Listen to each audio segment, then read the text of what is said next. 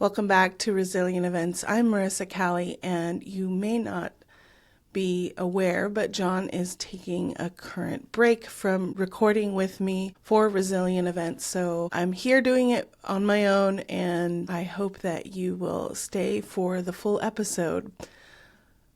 This is episode 36. We're going to be talking about the 5 myths of virtual and hybrid events. Super excited to talk about this topic because, as you know, or if you've listened to past episodes about virtual events, there's ways to do them and there's ways to not do them. So we're going to talk about how we can dispel these myths that are out there. So if you are listening, be sure and hit the subscribe button on Spotify, follow on Spotify, or if you're watching on YouTube, go ahead and do us a favor and hit subscribe, and we will be very grateful for you following and supporting our content. This topic was really changed during the pandemic. We took a different approach on how events were needed to be done because obviously we couldn't meet in person. So there was a lot of scrambling. People were trying to figure out how to put on their event and the style of events to do. Actually talk about this in a previous episode, all the different styles of virtual events. Episode 13, if you want to go back and listen to all the different styles of virtual events and what ones might work better for you. But I'm here today just to dispel these myths and what common misconceptions and improper planning that are done that really kind of affect virtual and hybrid altogether. So by the end of this episode, you should walk away with a fresh perspective and practical tips to make your next event successful, resilient, and engaging. So thank you. Let's dive right in. So the first myth is virtual events can't be engaging. Now, if you think about why they can't be engaging, it's probably due to lack of planning or putting yourselves in the shoes of the attendee, because a lot of people will think, let me put a virtual event on, let me put it on live because the ability is there, but they're not thinking about the people sitting at home watching a webinar or watching a panel discussion without being engaged.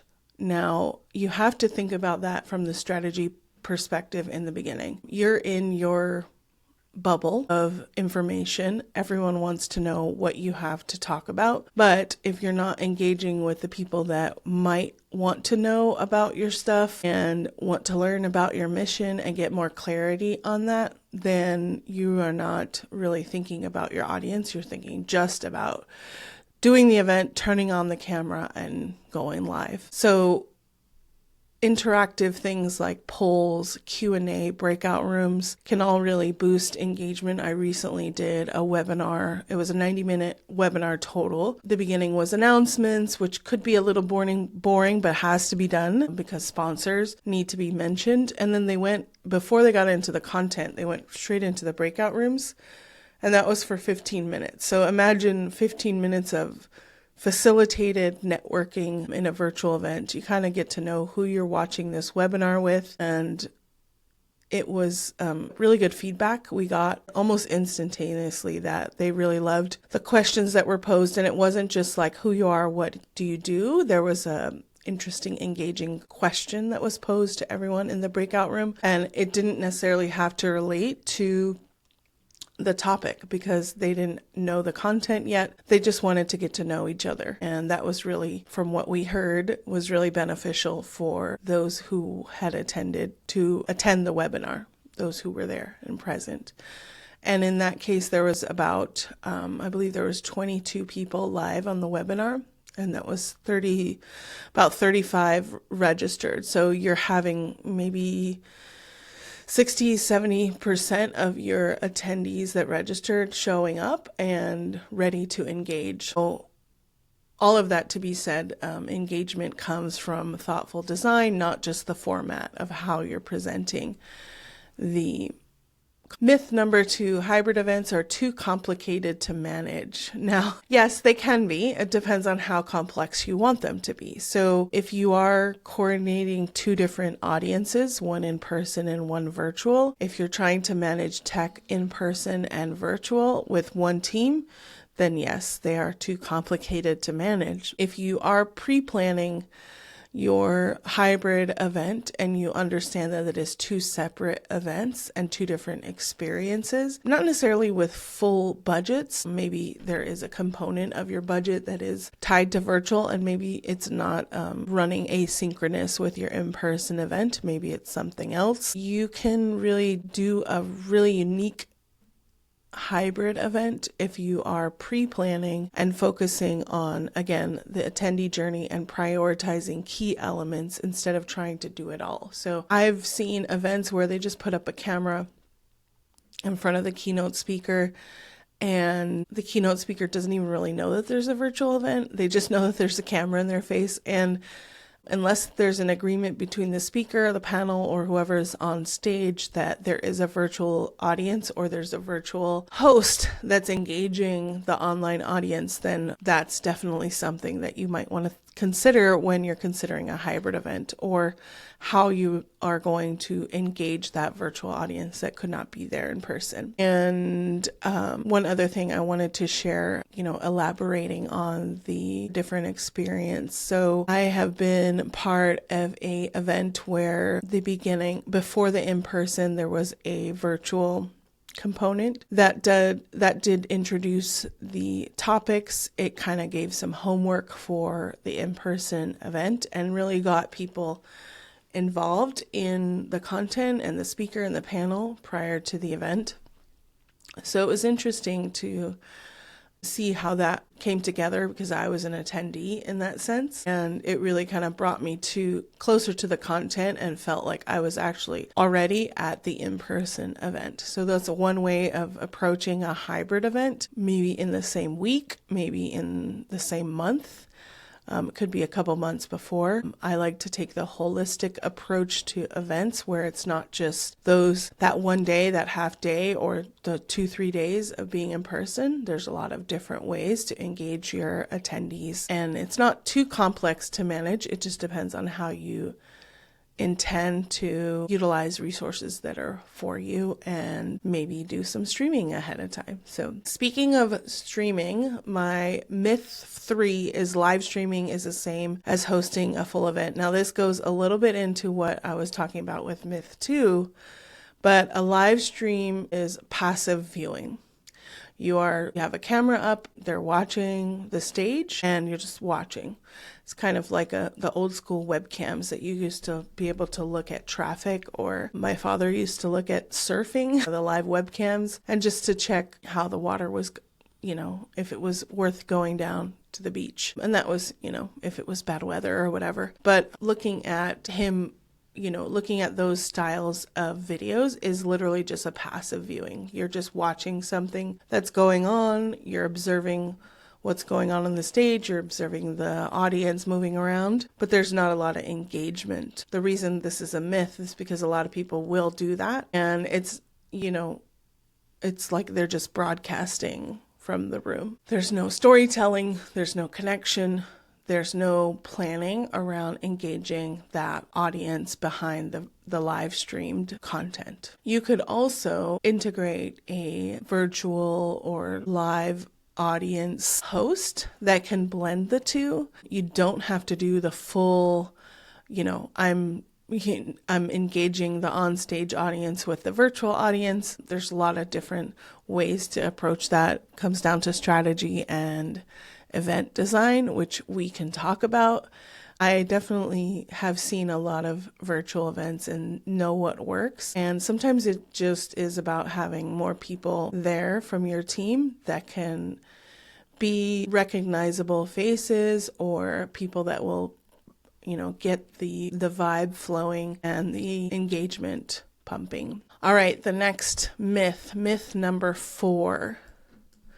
This is going to be a quick one because it's just me and there's not a lot of back and forth. If you have any experiences with virtual events or hybrid events that were really, really bad or really, really good, let me know in the comments or send me a message on LinkedIn. You can find me at Marisa Cali. And if you type in Marisa Cali events, it'll probably come up. My algorithm is pretty good, so I'm pretty most likely there on the top. All right, so myth 4, virtual events don't deliver ROI. Now, if you watched our last episode with Vinu, and she talks about the ROI of events, that's episode 34. You'll want to check with her on that and how different organizations can measure ROI. But I think a lot of people don't know how to define their ROI or set those goals in the beginning and just try it once and then they're done. So there are always concerns around hybrid events for ticket sales, sponsorships, and engagement metrics. And a lot of times the hybrid events is the afterthought. It's not given as much significance as an in-person event, or it's not considered, there's not different ROI metrics that are tracked. Sometimes people will do virtual events strictly for brand awareness and to know that they do have a virtual option. Some people will offer the virtual option for free because it's less bandwidth. There's not as much, they don't have to provide a physical space for you in person. So ticket sales sometimes are miscalculated or misrepresented. They charge for virtual webinars. I don't think it's a bad thing to charge, but I think it should align with your goals. Like, do you want people to show up? Do you want their registration? Do you want their emails? Or do you want people to engage? Like, how is that aligned with your purpose and the actual goals of your events? So if you have examples from different virtual events, like your attendance numbers, like I mentioned before, like what percentage of people are showing up? Are you getting audience feedback in real time? Do you have a survey set up? And how can those insights provide deeper insights to what is being given as far as feedback when it comes to in-person events? And are they both beneficial to your audience? Now, I'm a big proponent of accessibility. I don't believe all the time that everyone needs to go in person. It really depends on the event and the goals of the event. If it's a very private corporate event, I totally understand not having a virtual option because the benefit is to be there in person and engage with people in the room. But if it's something where it's a larger event and you need to build your super fans, I think that virtual is an option. And so I think when you think about ROI, back to the myth, virtual events don't deliver, revert to your goals and your intention behind the event. If you're doing a virtual event and no one shows up, can you still repurpose that content for future? Probably. That's ROI there. You're spending the resources to create some content live that might not be widely attended, but you have a virtual component that can be repurposed for snippets, for webinars, follow-up emails, all of that. I mentioned real-time feedback. It's important to talk to people that are attending your event and understand what their needs are. A lot of times people will give you their feedback if you ask in person, like right on the spot or straight away after. I think when you think about your intention of your event from the beginning, when you start planning, and the end, it can affect your ROI. And I like to think ROI is not, and I think I got this from Vinu, is return on impact. Now, how are we impacting that audience with your event?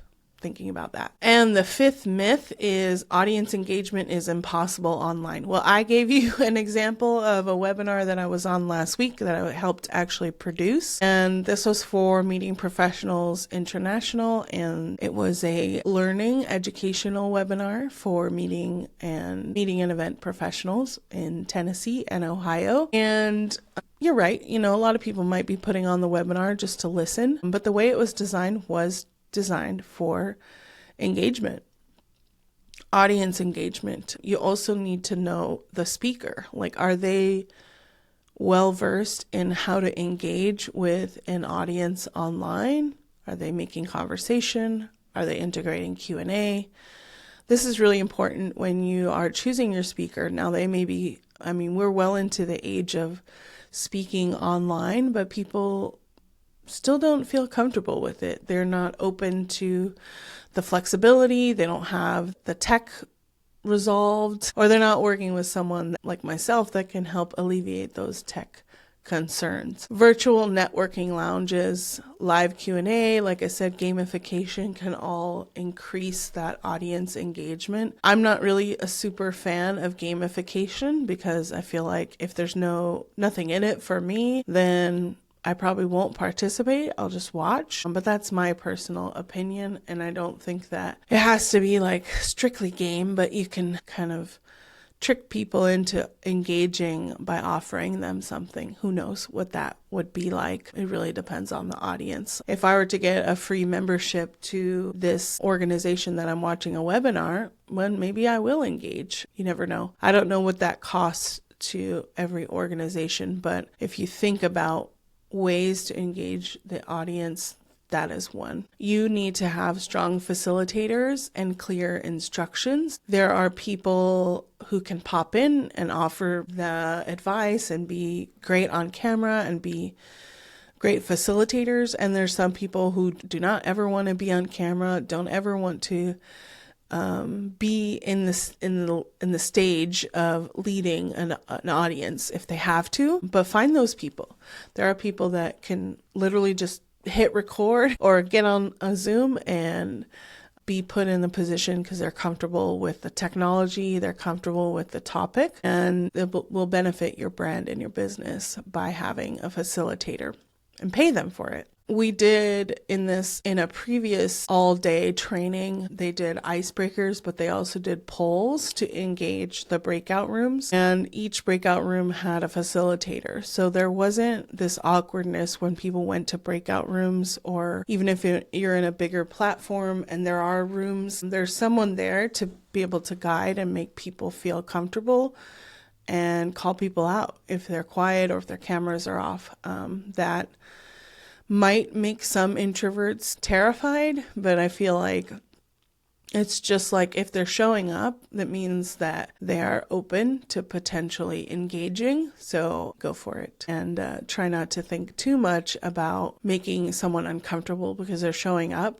That means they're there to learn and hopefully engage with other people. All in all, it comes down to creating the right environment. Now, virtual audiences, I've been on ones before where I just left because there was a chat and the hosts didn't pay attention to the chat. They didn't say that there was going to be a Q&A. They didn't acknowledge interactions from people that were engaging in the chat. And so it became just a passive audience. And that would go back into the myth one, virtual events can't be engaging. Well, that's probably because of how it's designed.